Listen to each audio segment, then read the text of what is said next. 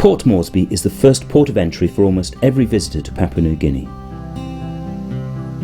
And most visiting divers spend as little time in Moresby as they can, usually just changing planes there before taking a domestic flight to their final destination. Because Moresby is not the most appealing of tropical cities. A hot, dry and dusty mix of modern commercial centre and shantytown. For while many make very good livings in the business heart of the capital, others drawn from the distant corners of the country by the magnet of the big city don't fare so well, living in squalor in unserviced squatter settlements. But in fact, to bypass Moresby is to miss out on what's probably the best capital city diving in the world. In the ocean just off the city are some amazing reefs, coral bommies that are home to thousands of rare fish, spectacular shipwrecks, and some world-class diving.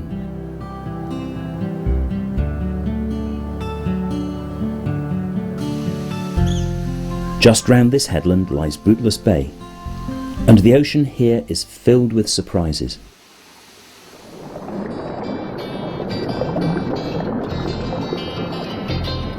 Who would ever expect that off a capital city, the sea would be clear and vibrant with life? Yet on coral bommies, fish gather in colourful clouds.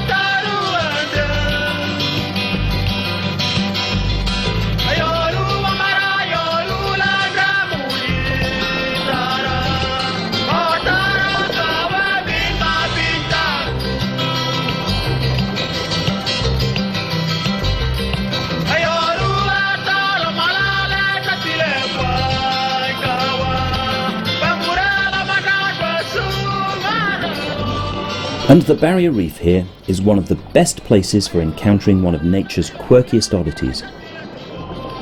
Because lurking camouflaged among the corals is the rhinopius, the lacy scorpion fish.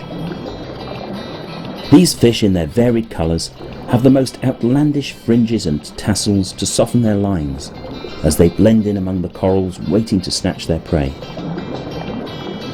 There are actually two in shot. There's also a black one in the background.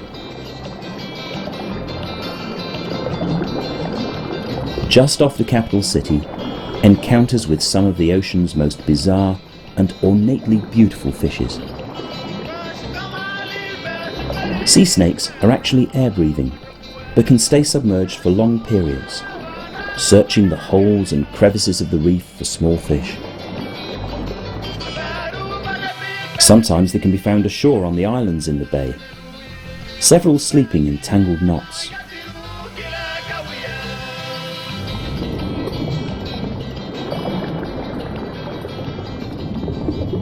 This ship, the Pacific Gas, came to a far more peaceful end than most that are found below the seas of Papua New Guinea.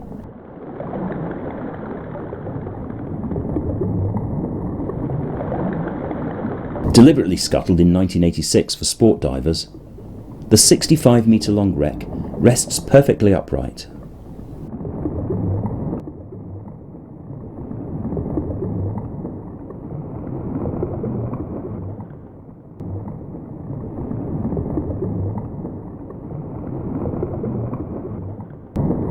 In her former existence, this liquid gas tanker plodded the sea routes of the Eastern Pacific with her cargoes.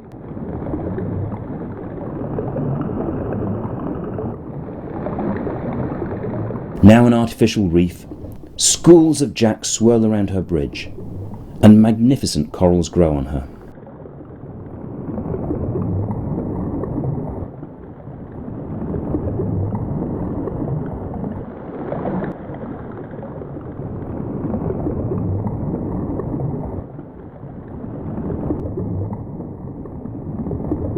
Bootless Bay is also well known for the variety of macro life that can be encountered in its shallows, particularly around Lion Island.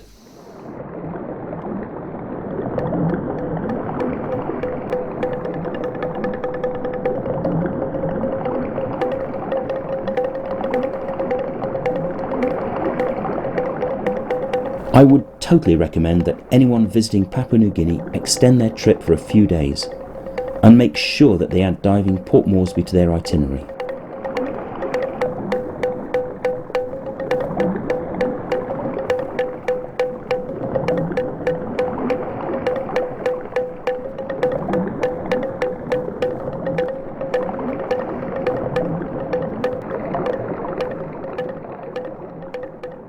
Two dive operations work this area. The dive centre is based near the airport at the Airways Hotel, their dive boat covering all the dive sites in the bay. Or you can stay on Loloata Island, out in the bay, right in the middle of the action. It's a small private island 1 kilometre long with just 22 oceanside units. Endemic animals and birds roam free on the island, which owner Dick Knight looks after like a private nature reserve, including a family of wallabies and large flightless pigeons.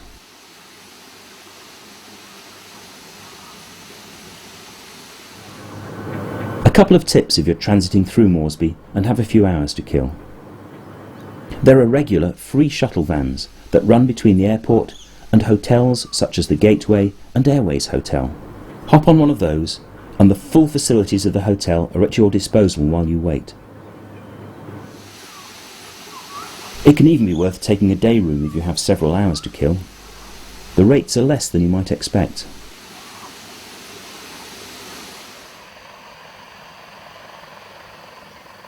And if you have time, there is a lot to see around the Moresby area.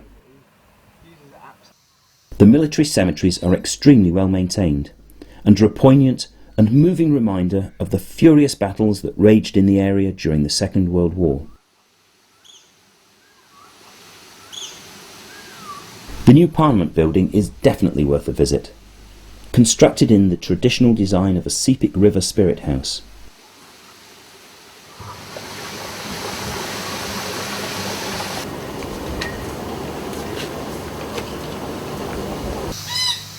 The botanical gardens offer a fascinating insight into the plants, birds and animals unique to Papua New Guinea.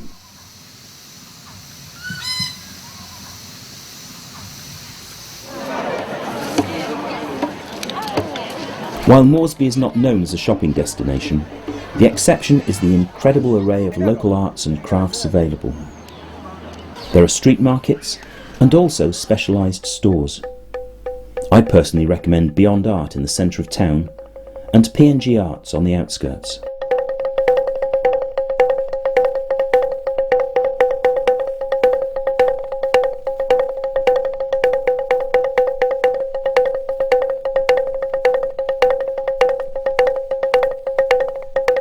Both will arrange to ship artefacts home for you, and if you're willing to wait and have them sent by sea, then this service is not expensive.